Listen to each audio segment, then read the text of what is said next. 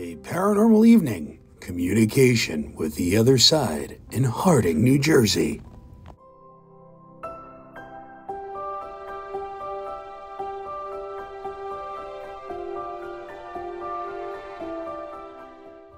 Kimberly Geyer, Richard Michella, Ron Iacovetti, and Lourdes Gonzalez featuring a live Staticom presentation.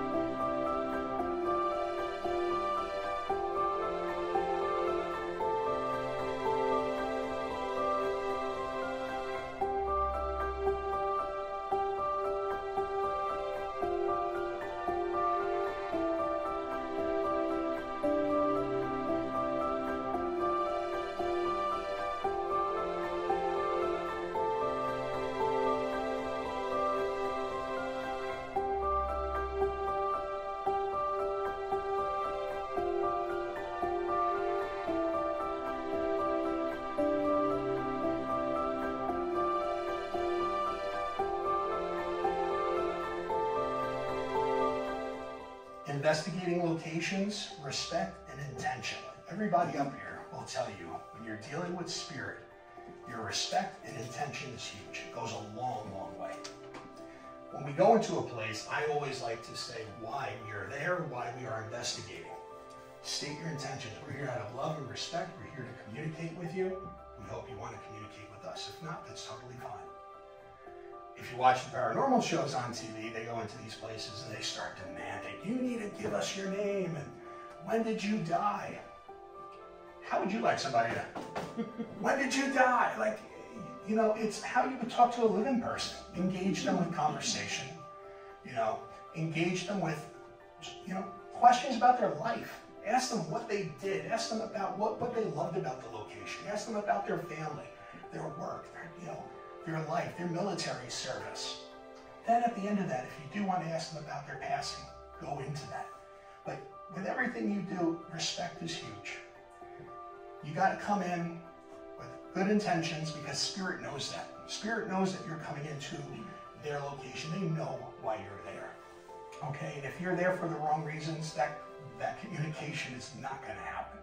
I've seen communication shut down just by questioning. So respect and intention goes a long way. Always state why you're there and why you're trying to communicate with Spirit. This is a perfect example. Ron, Lourdes, myself, we got to spend the night at the Conjuring House. Who here knows of the Conjuring home? Okay, famous home that spawned the Conjuring movies, the Warrens, a lot of paranormal history about this house. Most people would know about the negative stuff from it because it spawned 4 or 5 movies all about a haunted doll named Annabelle and all this stuff.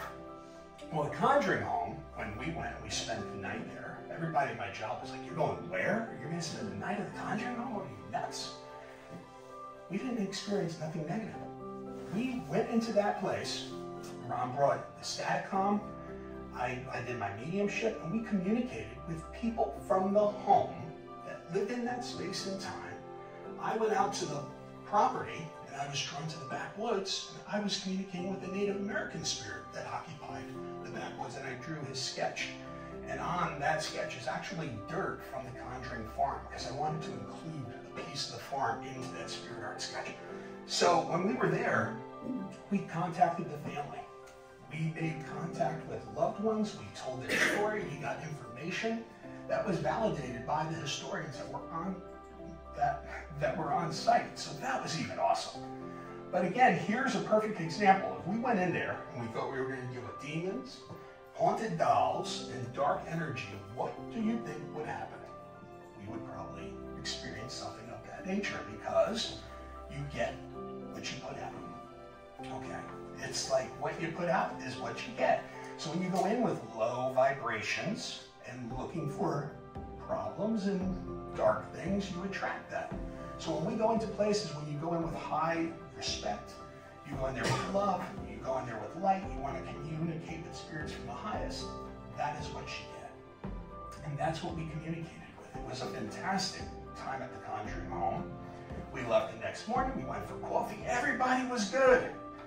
So without any further ado, I'd like to bring up my good friend Kim, the ghost history medium, researcher, investigator, and blogger.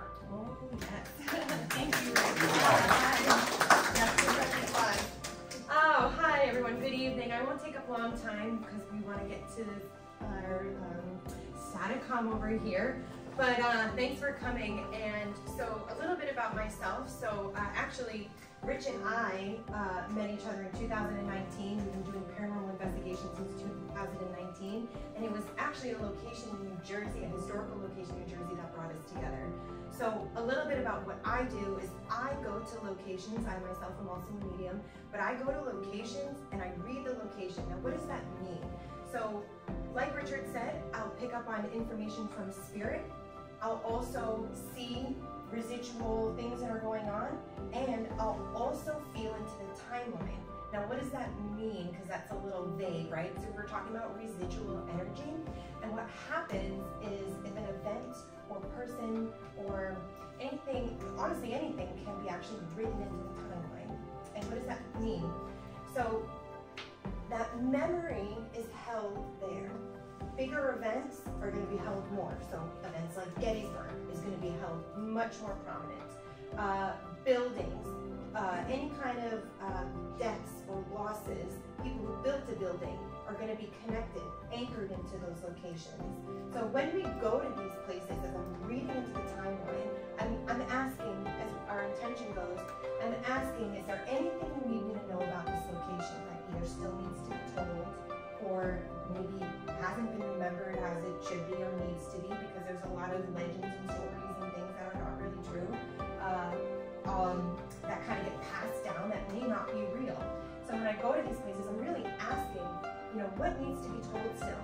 Because these are people. These are people who lived in these places. These are events that happened in these places. These are events that may need to be retold or re-brought up. So I'll get information about an event. Speaking of Jockey Hollow, we have gone to Jockey Hollow and investigated. I'm sure you all have been around. I definitely walked through. It's a beautiful, beautiful place. We went to the Wick House and interacted with a woman there. We with Rebecca. So we had gone to this area. Also, great swamp in this area. Lots of vibes there. I don't know if you all walked around there and just kind of felt like Here's a headless Hessian with a great swamp, supposedly roaming. Right now, but there's a lot going on, and we're so lucky to be in this area, because I'll tell you, I'm from Massachusetts. I didn't have any experiences really in Massachusetts to speak up for. It wasn't really until I moved to New Jersey, into not central New Jersey, we call it North Jersey, okay, sorry. North Jersey, that I was walking out in the woods and having experiences outside. There is so much history here